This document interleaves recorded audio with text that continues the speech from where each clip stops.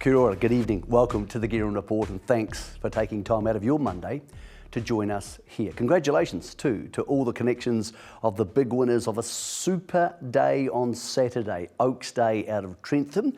To those who are going deeper into the autumn, we wish you the best of luck. Tonight, a very special report on the Guerin Report. The Minister of Racing, of course, the Deputy Prime Minister of the country, is the Right Honourable Winston Peters.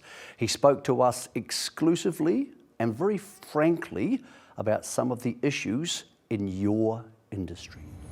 This is your third time in the role as Minister for Racing. What sort of shape do you think New Zealand racing is now compared with your last ministerships?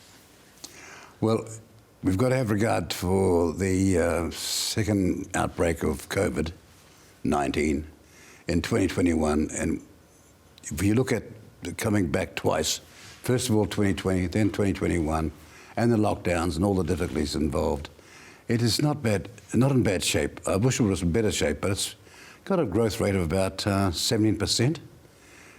Taking into account COVID, since 2017, when the second time I got the job, brother.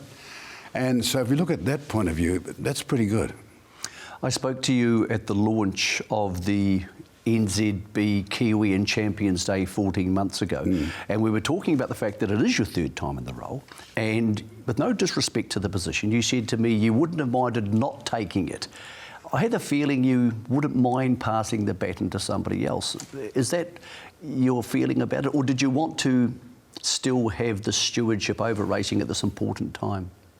Well, no, the reality was that I was terribly frustrated at the lack of progress with the Masara report. Now, you know, I've been around a bit of a while, and there was a report by a man called Thaddeus McCarthy all those 50-something years ago, and he set out a lot that was decided also in the Masara report should be happening, namely rationalisation, common sense investments and things like that there. And the frustrating thing for me was having got Masara in, who was so generous as to ask me for $1 for his time. I paid the cost, but he said, I'll do the report for you for $1. That's his belief in the industry. And he was from overseas, so he could be an independent voice. And I'm frustrated at the lack of rationalisation. What's happened with Avondale?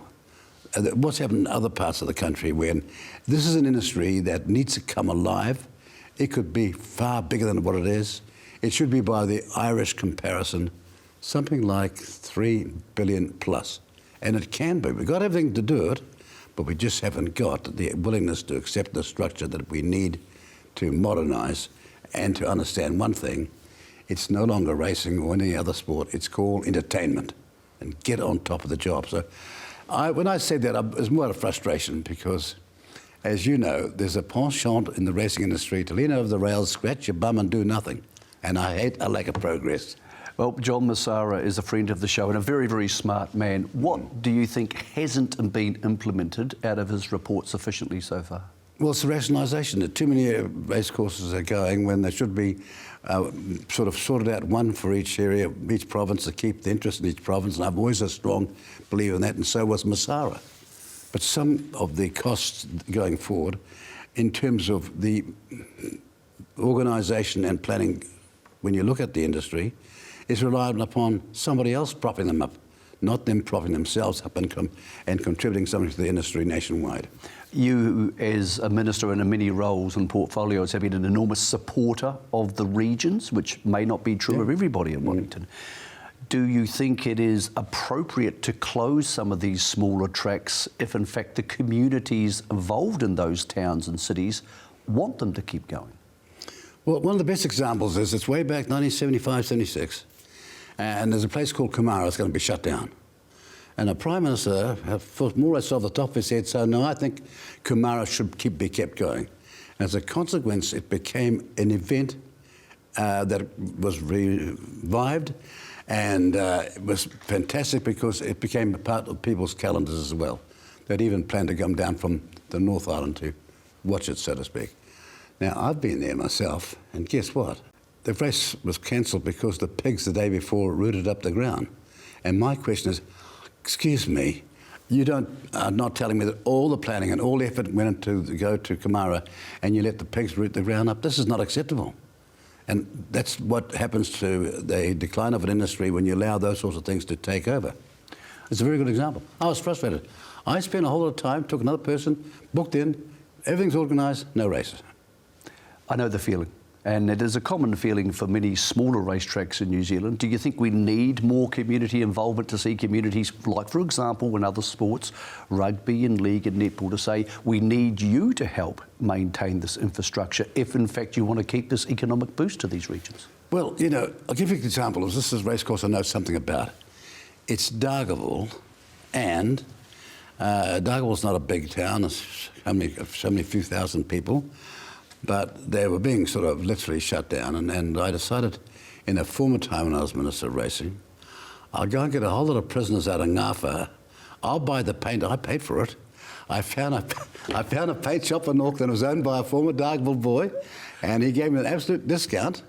And I said, I'll pay for it, and I'll get these guys to do the whole place up. And we did the whole place up. All the buildings, painted all, a huge wash and a paint job. And it comes to this magnificent day after the first race.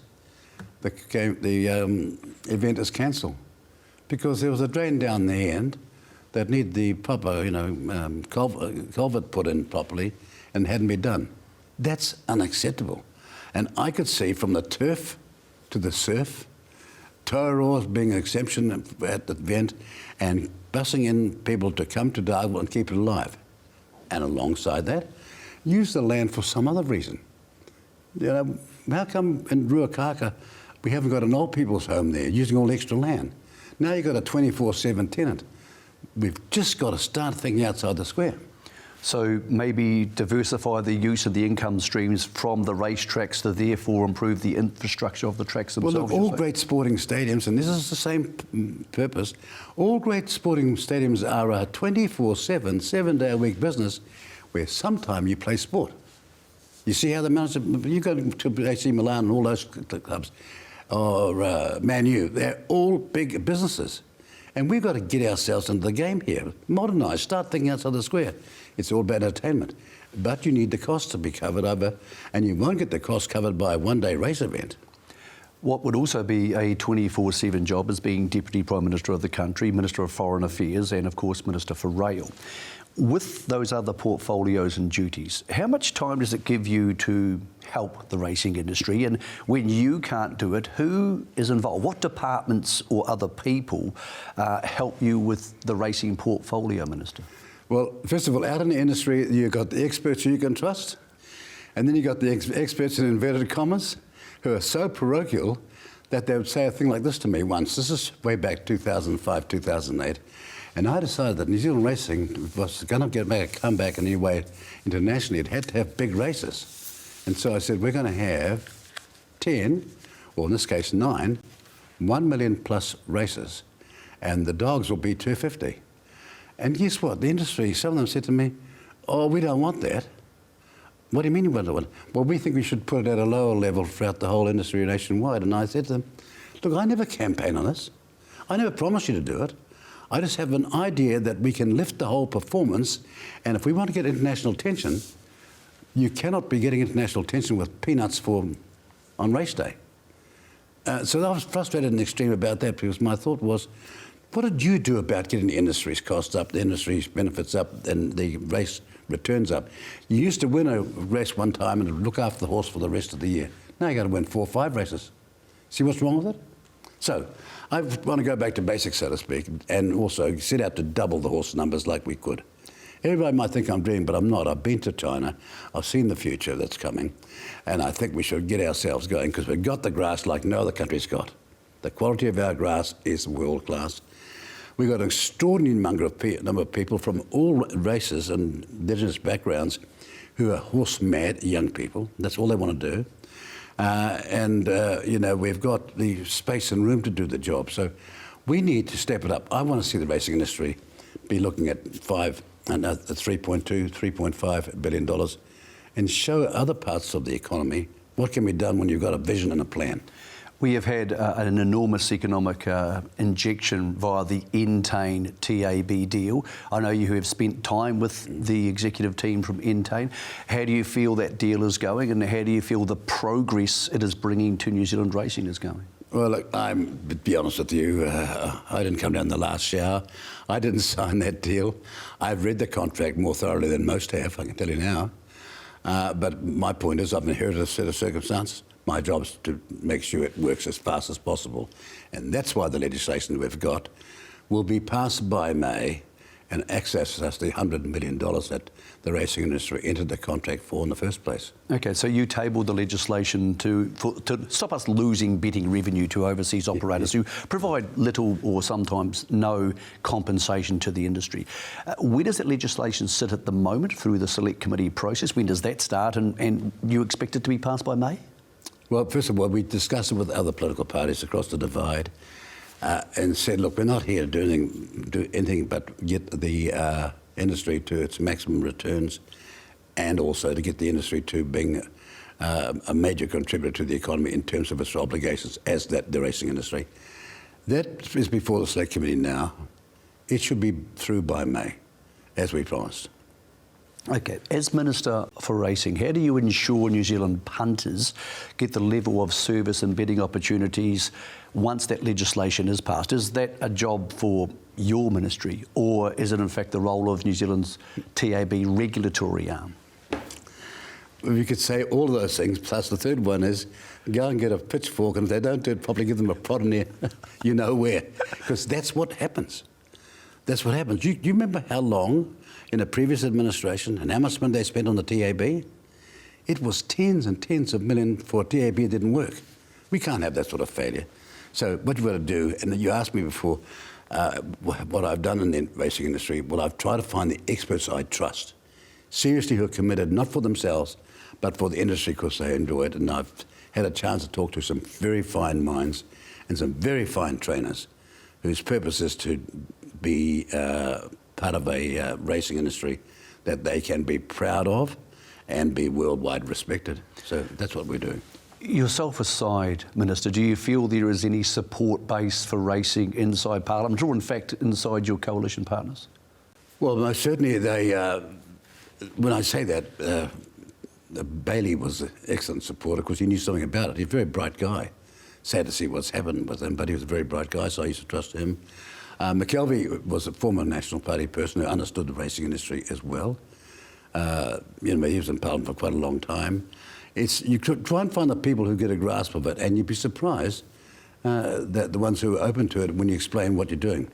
It's not sort of some, how should I say it, indulgence. It's a critical part of our economy. If we want to turn our economy around, every component of it's got to be lifted, and I want to see racing play its role. That raises a question I've never asked you before, Minister. Why do you like horse racing? Because I was brought up with it. My grandfather on my Maori side was a horse trainer. My father was a horse trainer all the way from Clydesdales to Shetland ponies. Often, of course, we used to be the people who practiced on the beach, but we were able to put the horse in the sandhills. And in the sandhills, they can't buck as hard.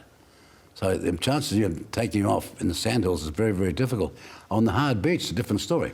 But my interest is because some of us were very keen on horses, all sorts of horses, as I say, from Clydesdales to Shetlands. You were recently in Mongolia, and I don't mean to laugh at a gift. It is wonderful to have any gift. And you were given a horse, a small Mongolian horse, which you were given the opportunity to name. Was this a pointed message to your opponents? Because you called him Stamina. Well, we did think when we had a discussion, and with the certain names ruled out, and one of them, my team came up with Stamina, and I thought, you're right onto it. That's the name, all right. It has a sort of certain signal to some of my opponents, but the reality is these horses are seriously common in Mongolia. Their horse races are up to 25 kilometres. And Stamina, therefore, images the name of the kind of horse he is, and that's what he's trained to do. But also, he's a superb specimen of their horse. I saw a lot of horses over there, but he's the best looking one I saw. Okay, let's talk about horses closer to home. Have you ever owned a racehorse, Minister, who won a race? I own a share. I owned one, and I've had shares in one, yes, too. And did it win? It was seriously a great horse. We thought, in fact, one of the Vella brothers called me up and said, that horse is going to win the Auckland Cup. But you know what his problem was? It was horrible in the starting gates. It was unbelievably bad in the starting gates, and they could never get the thing solved.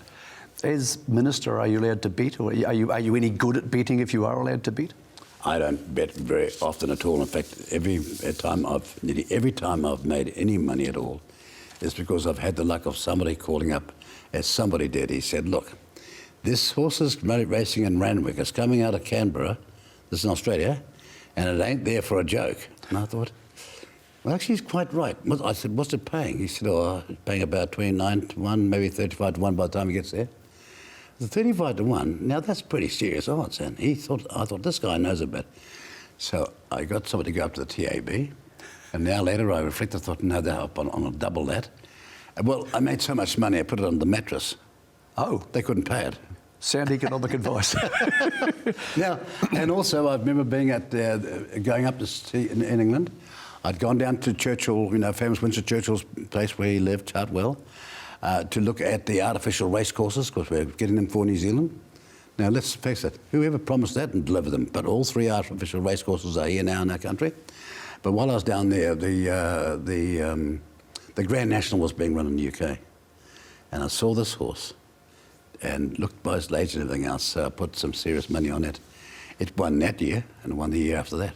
Well, you're talking my language. On a more serious note, Minister, you announced in December the government's intention to halt greyhound racing in New Zealand. Is that decision final, and should Greyhound Racing New Zealand now start making preparations for that closure, or is there any window of opportunity this decision can be reversed?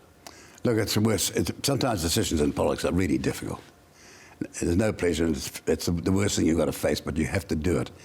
There was a review in 2013 into the dog racing, so to speak. There was a review in 2017 into Hanson, and there was one in 2021. 3 in the space of just over a decade, and to different ministers, and not me. And looking at all those figures, we came to the opinion one day, as much as we've tried, this is not excusable, the level of injury and serious injury, or absence of material information, or no record of a dog going missing. These things is not acceptable. And so, difficult as it was, and having been a supporter of the industry in the past, we went across the political divide and asked others, look, we've got to do something here. What do you think? And they all agreed. Parliament unanimously voted for this. Our job, of course, and it already started with the police in many years ago, is to rehome these dogs, and 2,900 will be rehomed. And we're out there with a serious team of people doing that and preparing for it. Now, at the same time, I've just heard they're going to take me on, possibly in court. Well, let's see, because I'm not having a ego contest here. I'm concerned as a dog lover that while there are some responsible ones, there are too many events which are inexplicable, not satisfactory. Okay, so there's no political pressure from across the House for this decision to be made, or for we'll scratch your back or you scratch ours for other legislation to be passed. This is the decision you made when you decided it was the right thing to do. Well, I just made my decision. I thought I'm going to have to share this with other parties. I just sort of said, I've made a decision. I'm asking you what do you think, because frankly, there's no politics in it. There's a lot of unhappiness in it. There are some very good people in every industry, but then there are a certain type of person or the certain type of standards which are unacceptable. The industry would know that. And that's why we gave them the end of this year and a full another year, and that's it. That's where we are. There will be some in thoroughbred and standardbred racing who are concerned that this could extrapolate out to threats to those codes. Is that realistic? No, there are some people, you can never satisfy them. They'll stop everything if they could. They know nothing about animals, and they know nothing about horses. Horses will race in the middle of the night whether you like it or not. They don't understand that in every wild circumstance or every free circumstance, a horse will go for a run. And so over the thousands and thousands of years of this magnificent connection between men and women and horses, it's just almost one of the most unique connections there is. This has always been the case. And so we do not think it's the same as the dogs in that context. Do you feel that connection? I know you have horses. Do you feel that connection like I do when, and like many of the people watching this show do, when they are around a horse? It's either calming or it's a wonderful experience. Is that part of your life? It has been part of my life. I was very lucky. The first thing, when I was a little boy, my uncle had a horse that he thought was weak in the hind legs. That's what I had a nickname, Rattler, and it would sometimes cross his back legs. So he thought, this horse is, I'm too heavy for it. So he gave it to me. He's a beautiful looking Shetland chestnut, most pretty horse in the whole area. So I got this free horse called Rattler. Yes, I've had horses, a lot of horses. And I love horse riding, but I love the right horse. I don't want to be on red alert waiting to get bucked off the whole time I'm out riding. You see what I mean? I think all the people in the racing industry like the right horse, Minister. You recently visited... Well, I've been in the hunts and all that sort of stuff, and in my past, riding a horse, and it's a difficult. They're dangerous. Well, it's also a hard relationship, I believe, for people to not understand if they haven't had their hands on a horse. But you need the right horse. Yes. You want the right horse, got the right temperament, right everything. They're just unbelievably tactile if they're good horses.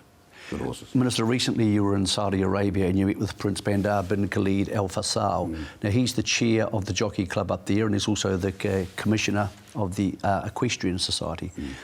Was there an awareness from the Prince of the New Zealand racing industry? And secondary part to that question, how does a meeting like that hopefully foster relations between the Saudi Arabia owners or royal family and the New Zealand racing industry? Well, first of all, I went because looking at the calendar and worldwide, and here is a country called Saudi Arabia that is speaking towards modernisation as fast as it can over the last 10 years. They realise they're going to have to change.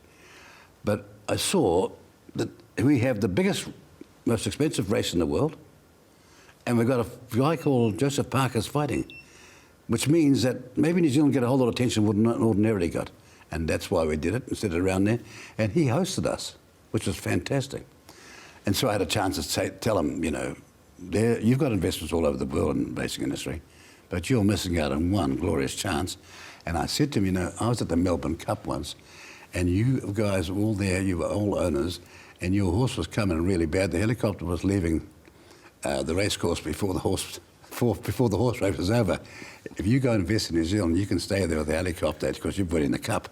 I'm sure they enjoyed that story. Minister, what advice would you have for New Zealand racing in this time of real, tangible change? Well, I think you've got to strive to be the best you can. You're competing with the best in the world. Look at the challenges that are presented by the success in Ireland and ask yourself, given that we've got better grass, why can't we achieve that? And please don't say it's location. Everybody gives an excuse for somebody else to be successful, when in fact our industry needs to carry on modernisation, it needs to carry on rationalisation, and it needs to up its export game. That's why I went to Singapore in Malaysia, to get them interested in coming to the Karaka sales, and they turned up and they bought a whole lot of horses.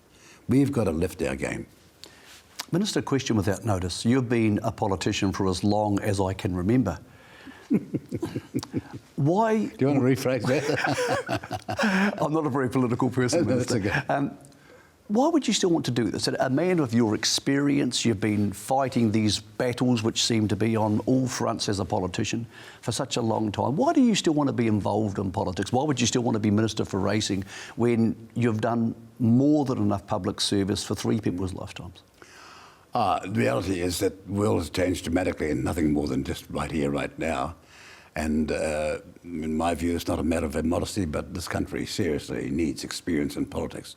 There are far too many people in there who haven't been there long enough, don't realise how a decision should be arrived at. It's not arrived at from prejudice, it's arrived from looking at past examples of what would happen in a similar circumstance.